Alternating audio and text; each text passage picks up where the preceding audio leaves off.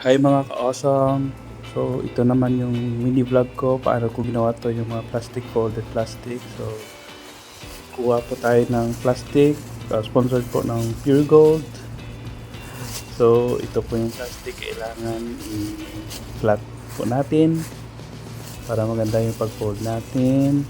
So unahin natin sa gilid, then tapos itanggalin yung hangin sa loob, then fold natin ng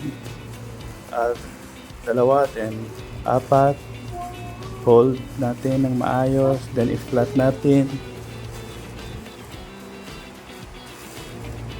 and then yon, pitin natin hanggat wala na pong hangin sa loob, at saka i-fold natin ng triangular yung shape niya ng plastic para madali po siya gagawin. Yan mga ka-awesome, para hindi po magkalat sa bahay at pwede pa natin gamitin ulit yung plastic sa paglagay sa basura o paglagay na mga pinili.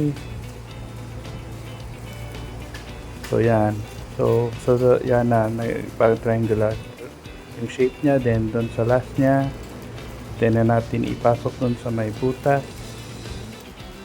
Yan, hanapin yung butas. Yan, para mag-close or lock sa yung plastic.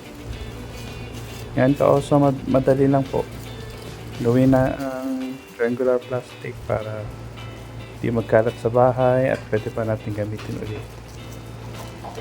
Yan lang ka-awesome, madali lang, then i-flat natin para hindi siya magkalat. Pitpitin natin. Okay, yan yung mga ginawa ko na, tapos na yung iba, madami pa akong gagawin. So thank you, that's all ka-awesome, bye, thanks for watching.